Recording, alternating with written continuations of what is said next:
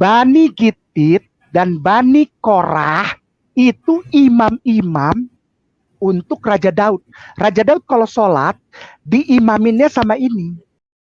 Gitit di situ bukan imam sholatnya Raja Daud, tetapi alat musik yang menyerupai gitar modern.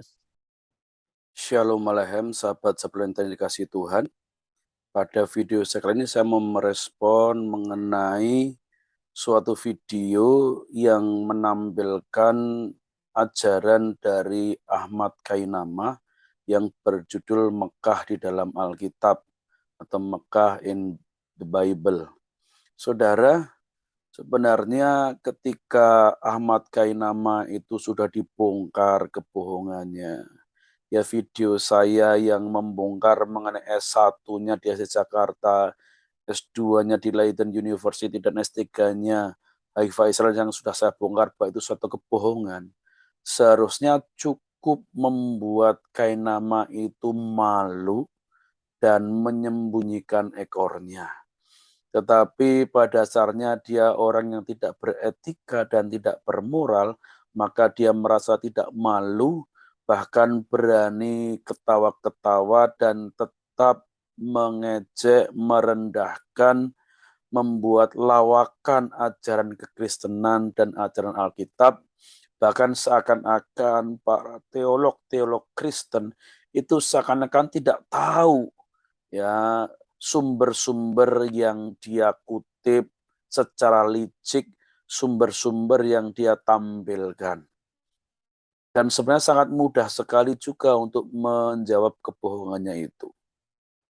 Yang menjadi pemikiran dan pertanyaan saya adalah, kenapa Kainama masih mendapatkan panggung dan masih banyak penggemarnya? Tidak adakah tokoh-tokoh Muslim yang cukup cerdas dan berintegritas yang menegurnya karena kebohongan-kebohongannya itu? Mengapa malah dia mendapatkan award, ya, mendapatkan hadiah, penghargaan sebagai seorang kristolog yang hebat dari sebuah lembaga yang cukup ternama di Indonesia. Dan ini merupakan suatu lelucon saja. Seharusnya tidak harus orang itu bergelar yang tinggi, punya pengalaman akademis, seorang dosen, profesor di sebuah perguruan tinggi yang bisa membuktikan tentang kebohongan-kebohongan Kainama itu. Karena sangat terbentang luas kebohongan. Tetapi anehnya kok dibiarkan saja bahkan mendapatkan penghargaan. Ya, itu terserah mereka. Tetapi pada saat ini saya mau menjawab beberapa lelucon kebodohannya yang menggunakan Google kosong dari seorang doktor Ibrani Hebrew Haifa University menjadi doktor Google kosong saja. Ya saudara yang dikasih Tuhan, mari kita lihat penggalan video. Nah, di sini Kainama menyebutkan bahwa Gitit itu adalah orang Gad. Ya, di dalam Mazmur pasal 84, Gitit itu orang Gad, lalu Gitit ini adalah imam sholatnya Raja Daud. Seorang dokter Ibrani dari Israel kok bisa-bisanya tidak tahu apa itu Gitit dalam Mazmur 84 atau dalam kitab Mazmur semuanya. Yang tentu saja istilah Gitit di dalam kitab Mazmur itu pastinya berbeda dengan Gitit yang ada di dalam 2 Samuel. Karena secara tulisan bahasa Inggrisnya aja itu berbeda, apalagi tulisan Ibraninya. Mari saudara kita bahas satu persatu kebodohannya ini dan kita ketawakan bersama-sama. Yang pertama adalah gitit. Gitit, T-nya 2 ya. G-I-T-T-I-T. Ya betul. Gitit spasi definition. Nah, ya. Oke. Seorang penduduk Gad di Palestina kuno. Ini imam-imamnya Raja Daud ya. Bani Gitit dan Bani Korah itu imam-imam untuk Raja Daud. Raja Daud kalau sholat diimaminnya sama ini. Nah, Kainama menyebutkan bahwa Mazmur 84 ayat 1 yang berbunyi untuk pemimpin biduan menurut lagu Gitit Mazmur Bani Korah. Nah, Mazmur pasal 84 ayat 1 dalam bahasa Ibraninya Lamnas Seah Al-Hagitit Livne Korah Mismor, berbunyi demikian. Nah, kata menurut lagu Gitit itu dari kata Al-Hagitit. Ya, bahasa Ibraninya bacanya Hagitit. Nah, Gitit ini disamakan oleh Kainama dengan Giti yang artinya orang Gad. Samuel ya, 2 Samuel pasal 6 ayat 10. Ya, 2 Samuel pasal 6 ayat 10. Ya, di sana bahasa Ibraninya berbunyi Velo avah David lehasher elain et Aaron Yehwah al-ir David wa yasehu David bet Ofet Edom Hagiti. Ya. Bahasa Indonesianya sebab itu Daud tidak mau memindahkan tabut Tuhan itu ke tempatnya, ke kota Daud. Tetapi Daud menyimpang dan membawanya ke rumah Obed Edom orang Gad itu. Ya. Nah, ini yang saya kasihi warna merah itulah Obed Edom Hagiti. Ya.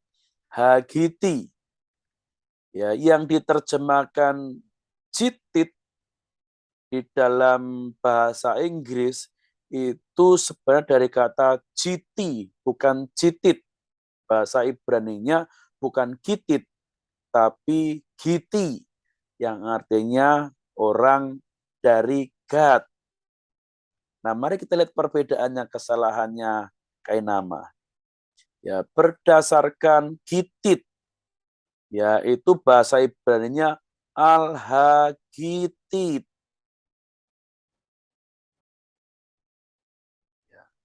Sedangkan di dalam 2 Samuel pasal 6 ayat 10 itu dikatakan Obed Edom orang Gitit atau Gad, ya Obed Edom Hagiti, bukan Gitit, ya.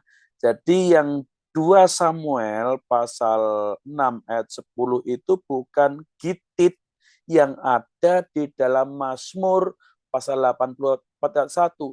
Dan semua Mazmur, ya kurang lebih ada 3 kata yang menyebutkan kata Gitit.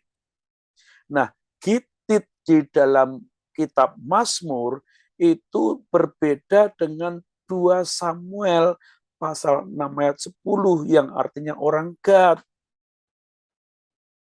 Ya, bukan. Itu beda. Bahasa Ibraninya saja berbeda. Dalam kitab Mazmur ditulis Hagitit. Ya, sedangkan di dalam 2 Samuel itu Hagiti. Masa doktor dari Haifa Israel tidak bisa membedakan Hagitit dengan Hagiti. Hagiti itu artinya orang dari Gad. Giti dari kata Gad. orang Gad. Nah, Obed Edom orang Gad itu bukanlah imamnya Raja Daud. Dia adalah Bani Lewi yang tinggal di Gad. Ya, dari Bani Lewi yang tinggal di Gad. Nah, zamannya Daud, kota Gad itu sudah menjadi wilayah Israel. Yang dulu wilayahnya Filistin. Tapi sudah ditaklukkan dan akhirnya menjadi wilayahnya Israel. Maka Obed Edom yang orang Lewi itu juga tinggal di Gad untuk menjadi orang Lewi di sana, melayani orang-orang Israel yang tinggal di Gad, bukan melayani orang-orang Filistin. Apalagi Obed Edom dikatakan saudaranya Goliat.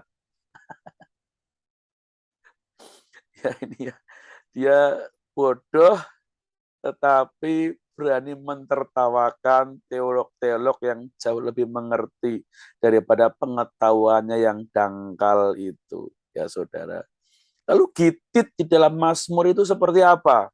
Nah, inilah gitit yang dimaksud Mazmur. Nah, alat musik yang mirip dengan gitar zaman modern.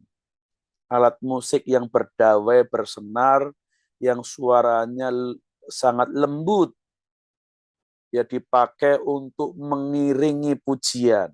Jadi kalau menurut lagu gitit itu artinya lagu itu diiringi dengan alat musik yang namanya gitit.